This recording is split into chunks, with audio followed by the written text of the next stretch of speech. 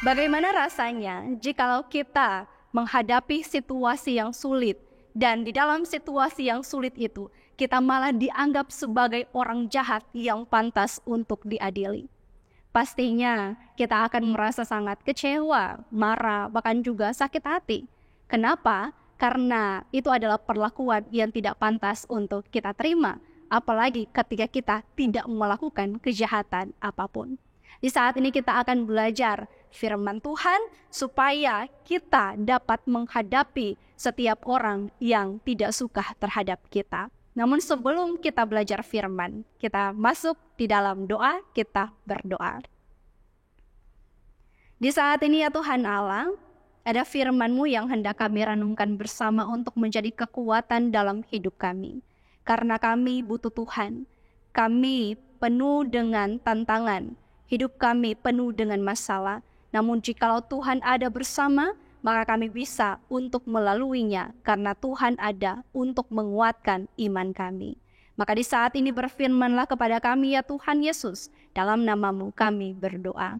Amin. Saudara-saudara yang dikasihi Tuhan, saat ini marilah kita belajar firman Tuhan dalam Lukas 22 ayat 52. Maka Yesus berkata kepada imam-imam kepala dan kepala-kepala pengawal bait Allah serta tua-tua yang datang untuk menangkap Dia. Katanya, sangkamu aku ini penyamun, maka kamu datang lengkap dengan pedang dan pentung?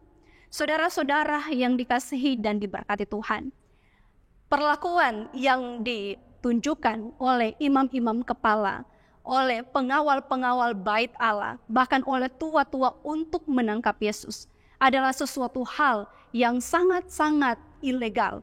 Penangkapan Yesus itu sama sekali tidak punya dasar yang jelas.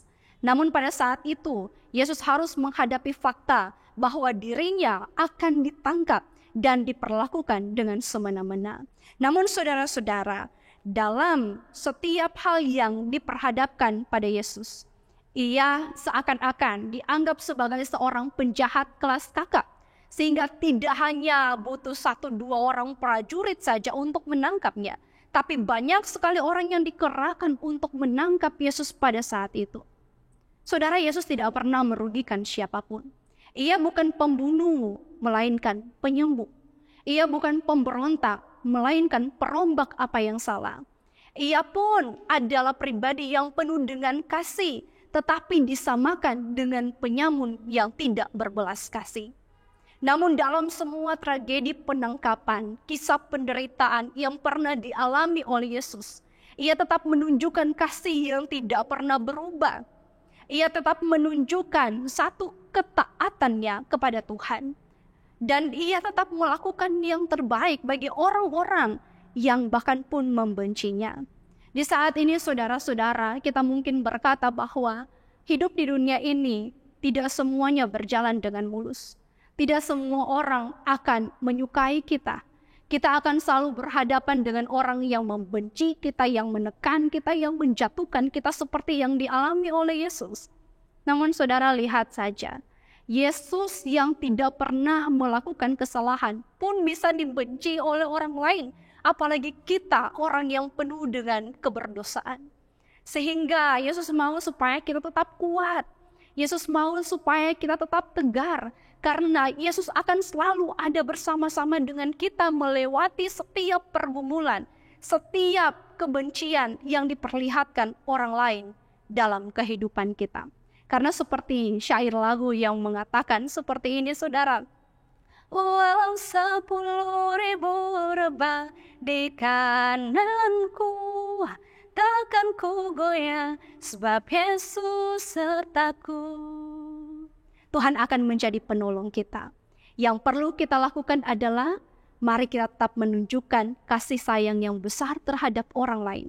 Karena di belakang kita ada Tuhan yang menopang, ada Tuhan yang menjaga, ada Tuhan yang akan membawa kita pada kemenangan salib yang telah Ia pikul.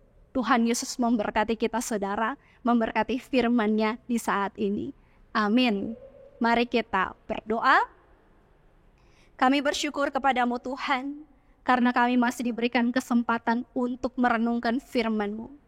Terima kasih karena kami telah melihat teladan yang nyata yang pernah Tuhan tunjukkan, di mana Tuhan dalam penderitaan tetap menunjukkan kasih sayang yang besar kepada orang-orang yang sudah menyakiti Engkau. Sehingga Tuhan juga ingin supaya kami berlaku demikian. Karena memang faktanya bahwa dalam kehidupan kami sebagai manusia, kami tidak akan pernah disukai oleh semua orang. Ada orang yang menyukai kami, tapi ada orang juga yang bisa untuk membenci kami.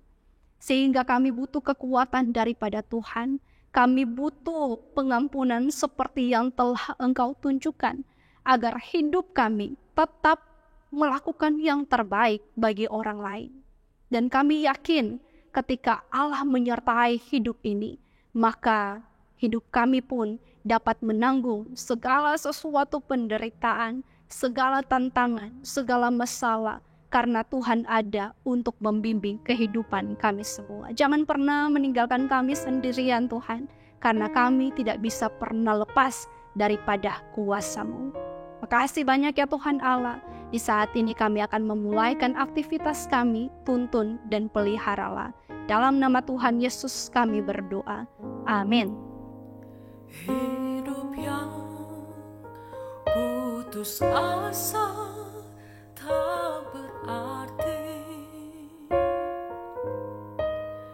jalan dengan tanpa harapan,